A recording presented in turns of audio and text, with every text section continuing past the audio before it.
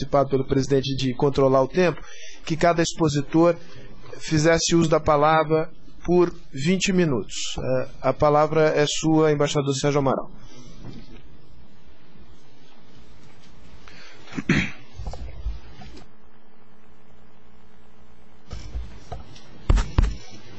Obrigado, Sérgio.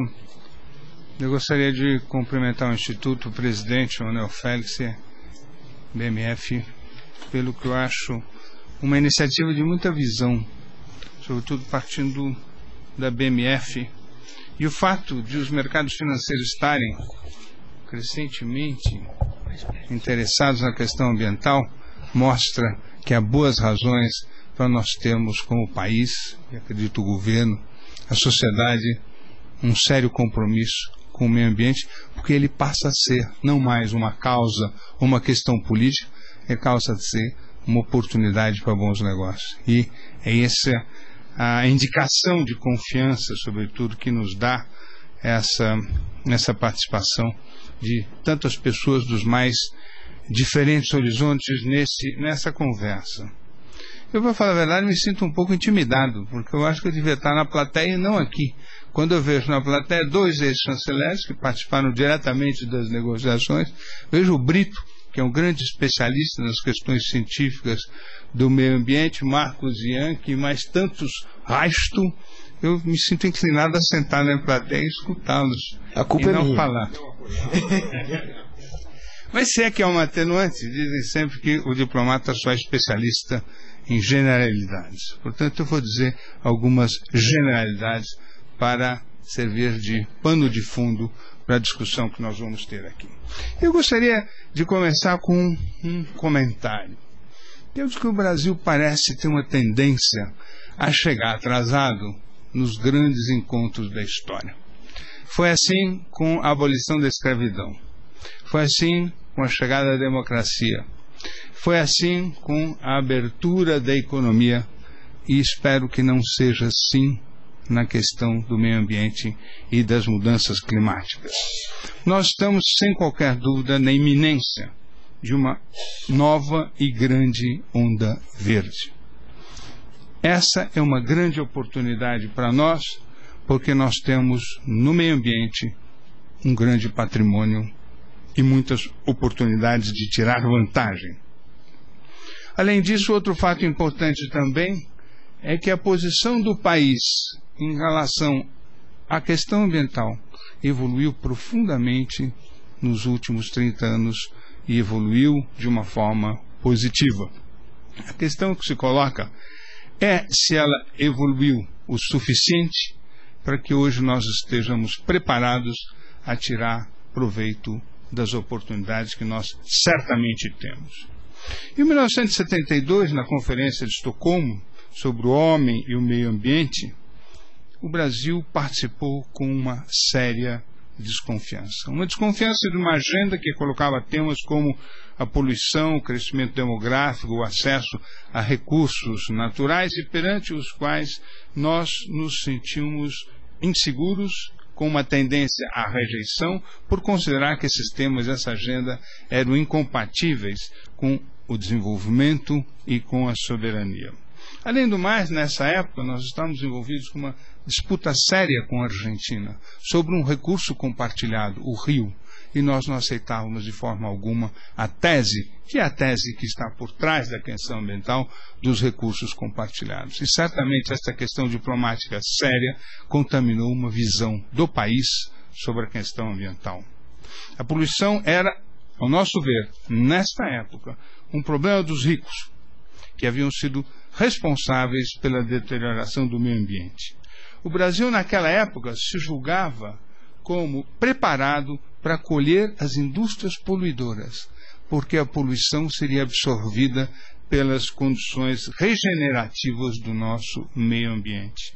E a tônica da conferência era proteger, o que, em certa medida, justificava as nossas hesitações. Pouco tempo depois, 20 anos depois, no Rio de Janeiro, na conferência sobre meio ambiente e desenvolvimento, o Brasil apresentava um cenário diferente. Primeiro, não era mais possível negar que nós tivéssemos problemas ambientais. Segundo, o presidente era um presidente civil, Collor, e não mais tinha as restrições ou a visão soberanista mais arraigada dos governos militares. Terceiro, a conferência consagrou a tese que o Brasil defendia, que era de que era necessário associar poluição com pobreza, proteção com desenvolvimento. E o Brasil se mostrou disposto a aceitar compromissos com padrões mais elevados de proteção ambiental, desde que houvesse um tratamento especial e diferenciado. Nós temos responsabilidades, mas elas são diferenciadas, e desde que o nosso compromisso viesse acompanhado, como contrapartida, de recursos adicionais para que nós pudéssemos praticar as políticas com as quais nos estamos comprometendo, e também um acesso à tecnologia, que sempre foi uma demanda da nossa diplomacia, que eu nunca entendi muito bem como é que poderia se realizar numa relação de governo a governo, mas de qualquer forma ela sempre constou. A conferência reconhece o direito soberano a explorar os recursos e ao desenvolvimento. E o Brasil aceita, em contrapartida, o princípio de responsabilidades comuns mais diferenciadas. Essa conferência tem um fato muito importante, que é a aprovação, entre muitas outras coisas, eu estou fazendo aqui uma grande simplificação, da Convenção Quadro sobre Mudanças de Clima, e inicia um programa de cooperação internacional, cujo exemplo mais visível foi o Programa de Proteção das Florestas Tropicais, Programa de Proteção da Amazônia, chamado PPG-7, que inclusive eu fui, num determinado momento, negociador, e de que se esperava muito, mas que, na verdade, realizou menos do que se esperava, mas também nós recebemos muito menos em termos de apoio financeiro do que aquilo que se prometia, porque se falava em $1,5 bilhão e nós recebemos 280 milhões. De qualquer forma, o programa teve um impacto positivo, com projetos de efeito demonstração que mostraram, em outras palavras, como conciliar a proteção da floresta com atividades econômicas compatíveis. O desdobramento da conferência de 92 no Rio de Janeiro foi o Protocolo de Quioto. E aí nós já nos colocamos em outro patamar. Protocolo de Quioto, em cuja redação o Brasil teve uma participação ativa e que logrou algumas mudanças qualitativas. Primeiro, a aceitação de metas para a redução das emissões. O objetivo era retornar ao patamar de emissões de 1990 até 2012. Mas essas metas estabeleciam uma diferenciação, porque elas valiam para países em desenvolvimento, valiam para países em transição, mas não eram obrigatórias para países em desenvolvimento, e isso cria o principal fundamento para as restrições do governo Bush quanto ao Protocolo de Quioto, a cumprir as metas de um protocolo que os Estados Unidos haviam assinado e do qual se retiraram, porque, simplificando também a posição norte-americana de hoje, os Estados Unidos não querem pagar para que a China e a Índia, talvez o Brasil, nunca fica muito claro, poluam. E estabeleceu também os mecanismos de desenvolvimento limpo, de que o Fábio é um especialista, acredito que vai falar sobre isso, que na verdade era a obtenção de créditos pelos países em desenvolvimento, pela redução de emissões, créditos que negociavam com países desenvolvidos, com empresas que tinham necessidade ou preferiam poluir e pagar para isso. O que é ironia em relação ao Protocolo de Quioto é que, no momento em que a Rússia o ratifica, os Estados Unidos se retiram. E o Protocolo de Quioto, praticamente, no que diz respeito ao cumprimento das metas, produziu efeitos muito reduzidos, se é que algum. O terceiro momento, nessa rápida retrospectiva, é a Cúpula de Joanesburgo de 2002, que coloca uma nova questão sobre a mesa, e aí por iniciativa do Brasil, que é a questão das energias renováveis, como uma alternativa, em certa medida, às metas de Quioto que não estavam sendo cumpridas. A proposta brasileira reforça a importância das energias renováveis com uma meta, sim, de 10% de energias renováveis até 2010. Em resumo, e a frase é muito boa, de Sardenberg, o Brasil resistiu à agenda ambiental em 72, associou-se a ela em 92 e colocou-se numa posição mais avançada do que a média dos países em 2002, em Joanesburgo. Essa evolução brasileira se explica por uma série de razões. A primeira delas são as mudanças internas no país, o processo de democratização, a proliferação de ONGs, que fazem com que várias questões, entre as quais a ambiental, deixem de ser vistas unicamente como uma questão do Estado, cada vez mais como uma questão que comporta um forte engajamento da sociedade civil, para hoje, e daí a importância da BMF ter tomado essa iniciativa, como uma questão do mercado. Outra evolução, outro aspecto curioso nessa evolução, é que uma agenda que havia sido concebida e proposta pelos países desenvolvidos em 72 foi sendo, ao longo desses 30 anos, progressivamente apropriada pelos países em desenvolvimento. Depois de um período de impasse em relação a Kyoto e de uma certa imobilidade, nós estamos, eu repito, e estou convencido disso, na iminência de uma nova e mais poderosa onda verde. E por que razão? Em primeiro lugar, é a percepção da gravidade que o problema pode assumir, o problema das mudanças climáticas. Nós tivemos alguns exemplos, embora a comunidade científica não seja unânime, e nesse campo ela nunca é unânime, mas em atribuir o tsunami de 2004 ou Katrina de 2005 às mudanças climáticas, embora um bom número de cientistas considere que isso seja uma verdade. Agora, segundo e mais importante, sem qualquer dúvida, são as evidências científicas coletadas pelo IPCC, o Intergovernmental Panel on Climate Change. É um grande colegiado de cerca de 2.000 cientistas, designado pela ONU, não com o objetivo de realizar pesquisas, mas de coletar e avaliar as pesquisas feitas no mundo em matéria de mudanças climáticas. Eu acho que para isso também contribuiu a grande mobilização mediática em torno da questão ambiental, das mudanças climáticas, de que Al Gore é talvez o exemplo mais bem sucedido. Mas essa percepção da relevância da questão das mudanças climáticas assume uma dimensão ainda maior pelo contraste entre a gravidade do problema e a pobreza dos resultados dos programas e das iniciativas para combater. E aí o grande aspecto, o grande ponto é o fato de as metas de Kyoto não serão cumpridas. Ao contrário, as emissões de gases de efeito estufa estão aumentando. Na década de 90, o aumento dessas emissões foi da ordem de 1,1% ao ano.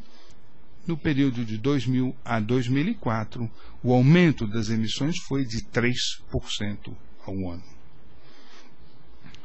Esta nova onda veio para ficar, e por várias razões. Primeiro é a pressão moral que se está criando em torno deste tema. Nós vivemos um momento em que todos querem ser verdes, os estados, as empresas e os indivíduos.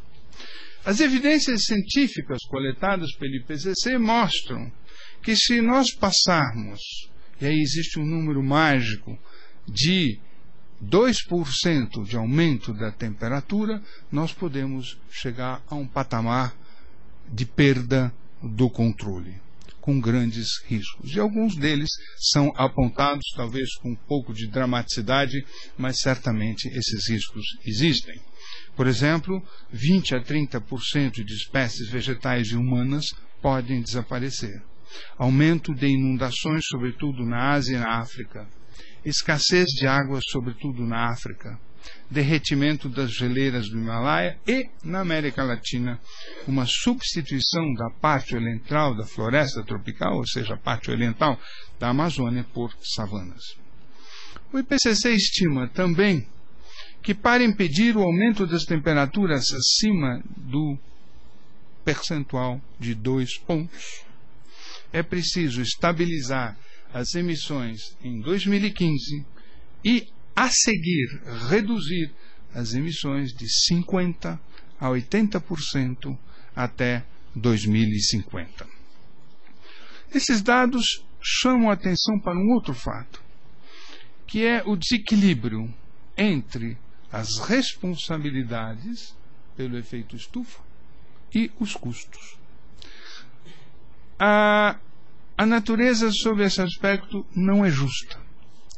Estados Unidos e Europa, desde 1850, respondem por 70% da concentração de gases de efeito estufa. De outro lado, 840 milhões de africanos representam hoje apenas 3% das emissões. No entanto, os africanos e outros países em desenvolvimento pagarão um preço exorbitante, a maior parte dos custos pelos desastres ambientais que possam ocorrer.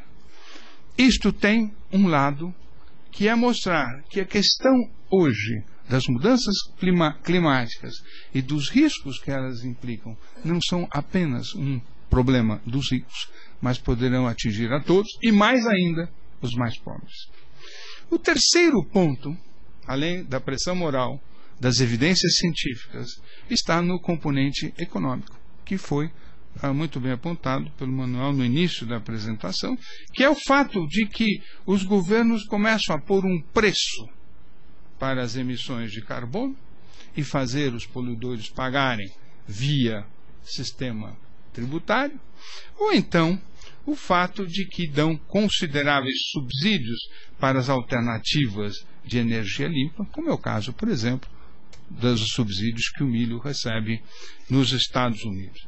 Mas, a meu ver, existe um novo componente, e esse talvez seja o mais poderoso de todos. É o componente político associado ao petróleo. O que está acontecendo é que o petróleo, ou a elevação dos preços de petróleo, está provocando uma espécie de um novo petroautoritarismo, que é um grande número de países produtores de petróleo que estão ou nacionalizando as empresas que exploram petróleo, ou estão centralizando os poderes, centralizando os seus governos. E, na maioria, ou em boa parte desses casos, esses países não são propriamente aliados dos Estados Unidos, não diria que sejam todos rogue states, mas estão alguns entre os que são hostis aos Estados Unidos. E esse número já é considerável. Rússia, Irã, Nigéria, Venezuela, Arábia Saudita, Síria, Sudão, Egito, Tchad, Angola, Azerbaijão e Turquemenistão.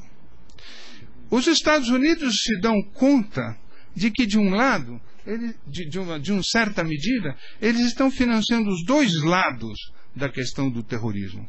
Através dos impostos, eles financiam os militares. Mas, através do pagamento de preços de petróleo mais alto, eles estão financiando as facções islâmicas, muitas das quais associadas ao terrorismo. A Arábia Saudita, por exemplo, representa 1% da população muçulmana no mundo, mas a Arábia Saudita financia 90% das ações políticas e militares das comunidades islâmicas no mundo. O fato político, mais do que qualquer outro, explica a súbita conversão do presidente Bush ao etanol, que no início muitos supunham ser um gesto de relações públicas em relação ao Brasil, mas que é muito mais do que isso. É uma preocupação com essa questão estratégica e política. Os Estados hoje competem para se tornar cada vez mais verdes. O Reino Unido propõe uma redução das emissões de 60% em 2050. O Japão em 50%. A Europa 20% até 2020, embora a Merkel, na Alemanha, queria que o G8 viesse a aprovar, ou que a Europa aprovasse 50% de redução de emissões até 2050. E Bush retirou-se de Kyoto porque não aceita metas quantitativas, mas quer engajar China, Índia e Brasil a negociar num clube de grandes poluidores possíveis metas que ele admite só irem até 2008. As empresas também querem ser mais verdes, sobretudo aquelas que não emitem gases, que é mais cômodo, e começam a precificar o carbono nos seus investimentos, seja preferência para energias alternativas, projetos para sequestrar carbono e, sobretudo, investimentos para dar maior eficiência, seja no seu consumo, seja na sua produção de energia, e os indivíduos também atuam, sejam como eleitores, sejam como consumidores, criando uma figura nova nas questões de comércio, em que o comércio não é mais unicamente regido por tarifas, nem como foi num segundo momento pelo modo de produzir, mas cada vez mais pela opção do consumidor, que impõe a sua opção de consumo aos varejistas e supermercados, levando esses supermercados a fazerem exigências cada vez maiores, que aconselham os nossos exportadores a tomarem a iniciativa e se anteciparem e criarem para eles um selo verde antes que eles tenham dificuldade de acesso aos mercados de maior poder aquisitivo. No momento, e o Sérgio já me passou aqui um bilhete, no momento em que todos querem ser verdes, o Brasil tem um grande patrimônio. Esse patrimônio é a maior floresta tropical do planeta, um dos maiores reservatórios de água doce, uma rica biodiversidade, uma equação energética limpa e é a melhor experiência do mundo até hoje em biocombustíveis. Nós superamos certamente em matéria ambiental a fase defensiva e temos condições de assumir uma ofensiva e uma liderança. Mas nós temos vulnerabilidade. O Brasil hoje é o 5º maior poluidor do mundo, se nós considerarmos as emissões de dióxido de carbono. E 70% da poluição ou das emissões que nós provocamos vem da Amazônia. É por isto que o álcool não é uma resposta suficiente para o Brasil, porque ele toca um problema que nós não temos.